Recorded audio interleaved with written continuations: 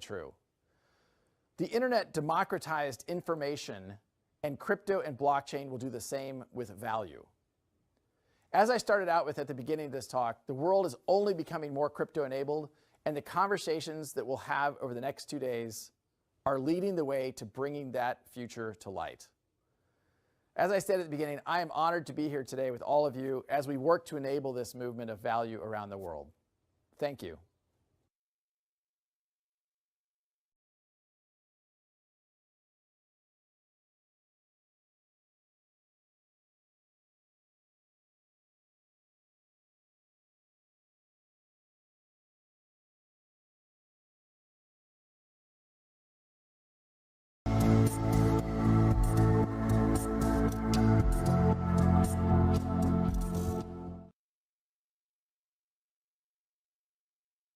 Good afternoon, good evening, good morning to everyone. I'm Kent Garlinghouse. I'm the CEO of Ripple, and I am incredibly excited to welcome you to our 5th annual Ripple Swell Global and our 2nd virtual event. It really is an honor and frankly a privilege to have you with us today. I'm looking forward to 2 incredible days of presentations, fireside chats, panels, and more from leaders such as the CEO of FTX, Sam Bankman-Fried, the chief economist at Allianz, Mohamed El-Arian, the CEO of Alliance for Innovation Regulation, Joanne Barefoot, as well as the former CFTC Commissioner, Brian Quintenz. We're also going to have customers and partners of Ripple's, including Asimo, Neum, People, Modular, and Tranglo. Each of them will be sharing their experience and insights working with Ripple and their experience working with RippleNet. The spirit of Swell is not one defined by being in person or being virtual, but rather the conversation of where we are and the conversation about what's possible. As the world moves at an increasingly fast pace to a crypto-enabled future, I want to take a step back first and look back to October 2017, our very first Swell in Toronto, Canada. The world looked vastly different at that time. The entire market cap of the crypto market was barely $200 billion. 4 years later, the world is accelerating towards digitization in many sectors, in large part because of the pandemic. Commerce is global from day one, and the value being sent across borders is growing by the trillions. The global economy has truly started to reawaken after the last year and a half. Concerns certainly remain globally about inflation, supply chain, and how climate change is already affecting communities and economies. Of course, it's also worth knowing that crypto's market cap has grown from that $200 billion to well over $3 trillion. And the world is paying very close attention to what's happening in this sector. Blockchain and crypto use cases like cross-border payments are firmly outside the sandbox stage. And more recently, things like NFTs have continued to push crypto into the mainstream consciousness. It's very clear to me that different blockchains have and will have different use cases. There are going to be a lot of winners at the end of the day. This is and will be a multi-chain world. We've also seen in the past year that not a day goes by that crypto isn't mentioned from regulators, business titans, thought leaders, and more. Governments globally are feeling the pressure to take a stance on crypto. We saw from El Salvador to China, governments are putting a stake in the ground on crypto on one end of the spectrum or the other. Large or small financial institutions and fintechs, including many of you, our customers, are determining their crypto and blockchain strategy for the long term, with growing awareness of how these technologies can solve pain points in multiple enterprise use cases. Tech giants are among the countless opining on the potential of these technologies on a daily basis. Yet despite all this attention and progress, much of the world still remains unbanked. The good news is that we're seeing more people enter the global economy through access to mobile wallets and crypto. I've said a couple times, and I will during this talk, a couple times about stepping back. There's little doubt about how far we have come, but I'm incredibly excited for the journey ahead. Using a benchmark I've used previously, I'd say we've only hit mile 2 of the marathon ahead. With that macro look back, I'd like to reflect on the theme we decided to focus on for this year's Swell. It's all about unlocking boundaries. We're here today because we believe in bridges between traditional financial systems and the new world of crypto-enabled systems, not boundaries. This is about expanding access to the global economy for all by interconnecting previously siloed systems and walled gardens.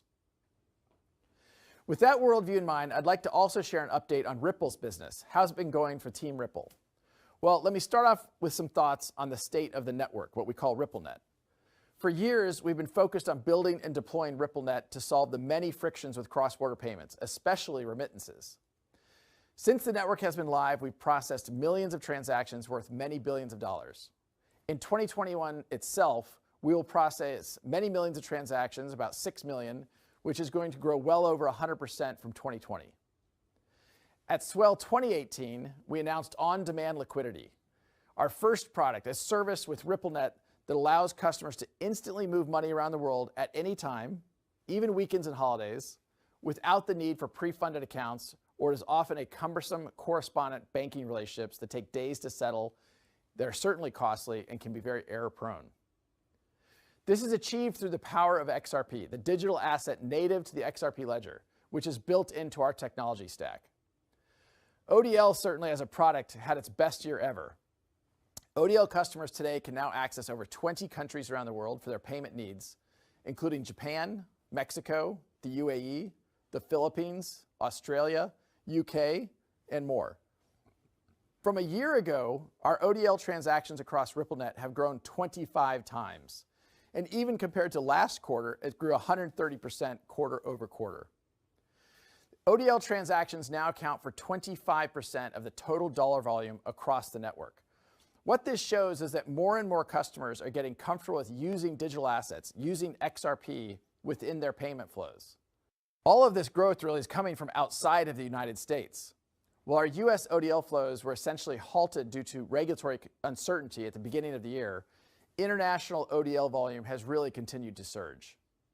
The explosive growth of ODL is a testament to the best-in-class product experience and the benefits our customers are seeing firsthand.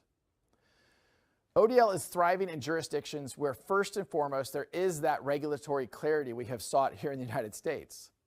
In addition, though, these are countries that are embracing innovation and understand that crypto ultimately will be to the benefit of consumers, the benefit of those end users. Crypto is critical to creating a more inclusive, equitable, and efficient global financial system. Let me give you one example. A really good example, I think, is the UK, which has not only established a clear framework for crypto, but has an active innovation sandbox overseen by their national regulator, the FCA, and regularly interacts with industry for future regulation. That conversation is helping the UK be a leader in the market. We started building RippleNet with the thesis that crypto liquidity would eventually be able to support robust global payments, large payments. RippleNet was designed so that customers seeing the benefits of our fiat-based network could flip the switch to ODL once the market was mature enough.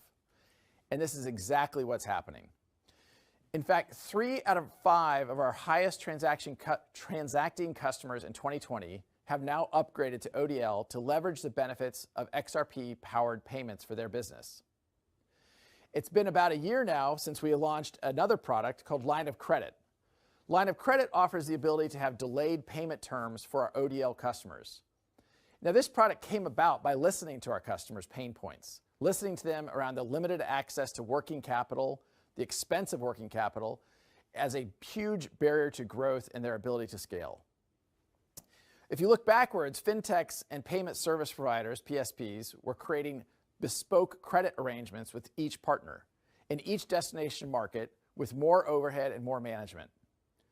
Ripple's product Line of Credit solves this problem by providing upfront access to capital for every market through one simple credit arrangement, simplifying access to financial solutions that accelerate business performance and allow them to scale. We have multiple customers using Line of Credit today to access capital on demand. Not surprisingly, this is a rapidly growing new offering for our RippleNet customers. Stepping back again for a moment, I think we can all agree that crypto and blockchain really are more mainstream than have ever been the case. As the world grows more tokenized, RippleNet is also evolving to provide more than just crypto-enabled instant cross-border payments. It's about being the bridge between a growing world of tokenized assets and traditional enterprises that want to enter this space. This translates to the capabilities I just mentioned with ODL, Line of Credit, and our expansion into different types of payments, such as internal treasury management for customers. As these trends have continued to play out, one of the critical insights we have had here at Team Ripple is that a foundational element for tokenization and crypto broadly is liquidity. Everything starts with liquidity. Liquidity is the reason why all of this is possible. Crypto markets have exploded over the past couple of years, meaning there are levels of liquidity that can support value exchange on a more global scale. We've gone from millions of dollars of liquidity per day to billions of dollars of liquidity per day. And I have little doubt that will continue to grow by orders of magnitude in the years to come. It's worth noting that part of the reason why traditional financial systems were so inefficient, slow, and expensive is because of the lack of liquidity for most currencies outside of the G20. Crypto really, in my judgment, has upended what we used to take for granted. And this is driving the core of our entire business within RippleNet and RippleX. On that note, given this opportunity, it only makes sense for Ripple to bring our expertise to the market and help other partners. I'm incredibly excited to announce today that Ripple is launching a new product called Liquidity Hub. While we are just in alpha product stage right now, this is where the enterprises can easily and efficiently source digital assets from the broader crypto market. We want to offer our customers this ability as they look to offer their end users the ability to buy, sell, hold digital assets at the best prices from a breadth of liquidity venues. The ability to tap into global liquidity pools through smart order routing at the best prices, all via RippleNet's trusted platform, we think will be a game changer for the industry. Ashish Burla, one of the key leaders on Team Ripple, our RippleNet general manager, is going to be sharing more in a special presentation about Liquidity Hub and the ins and outs of Liquidity Hub, so I won't steal too much of his thunder. Suffice it to say, this is a big step in the Ripple evolution to be the bridge between tokenized services and traditional enterprises.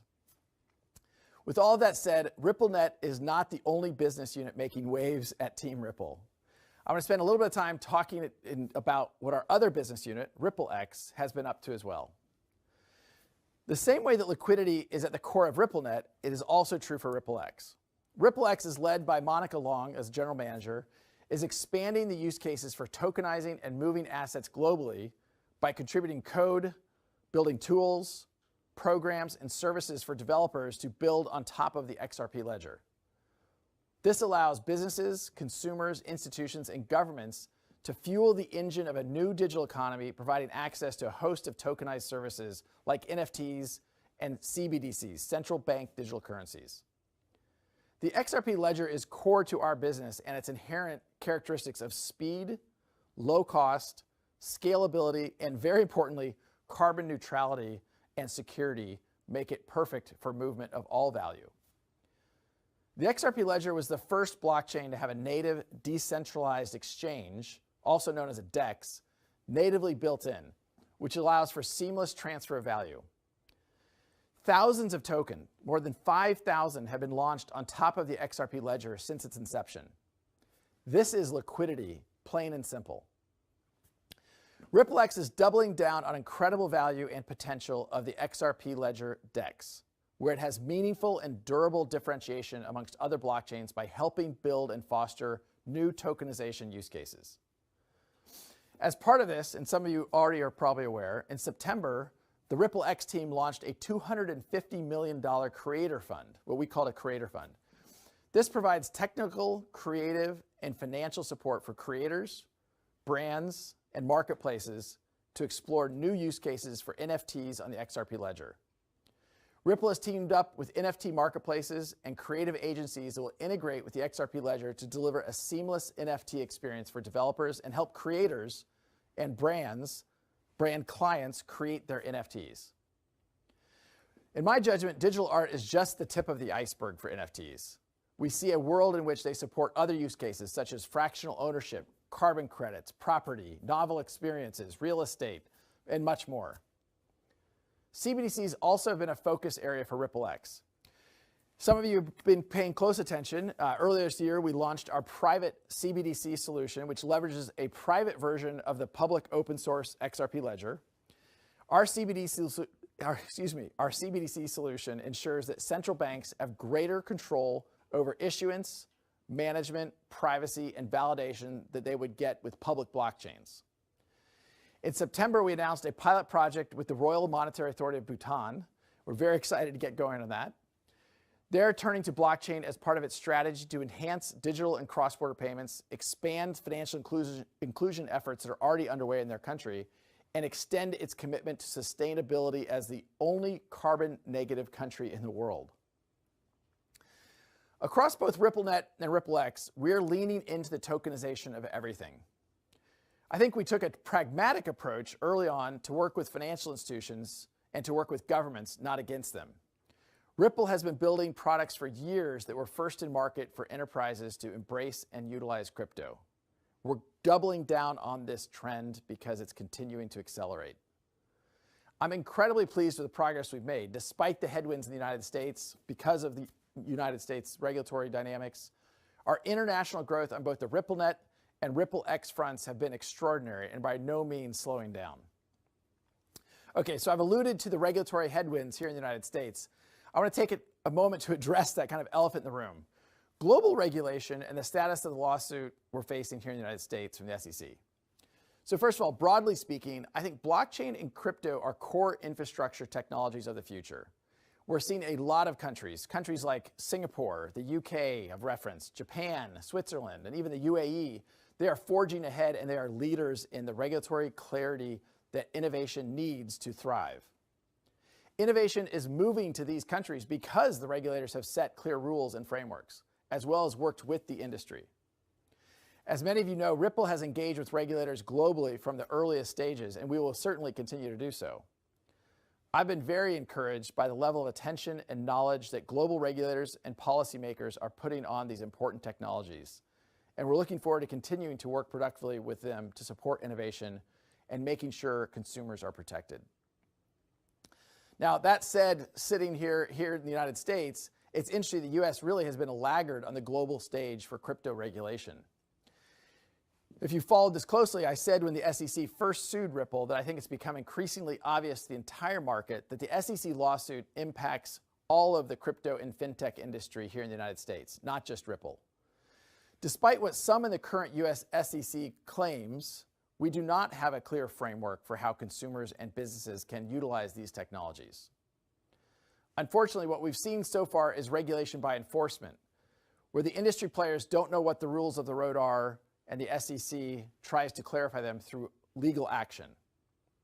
I think this is an attack on crypto innovation, and I firmly believe when the dust settles, Ripple will not only be on the right side of the law, but we will also be on the right side of history. It's been over 10 months now since the SEC sued Ripple, and our case is moving fairly quickly in the comparison with typical federal cases. We've won some important rulings, really calling to account and forcing the SEC to be more transparent about their policies and their deliberations and their internal rules. I think this clarity is good for the entire industry. I'm hopeful, despite the SEC's efforts to slow things down, that we'll keep the court case moving quickly and we can get closure and clarity for Ripple and for really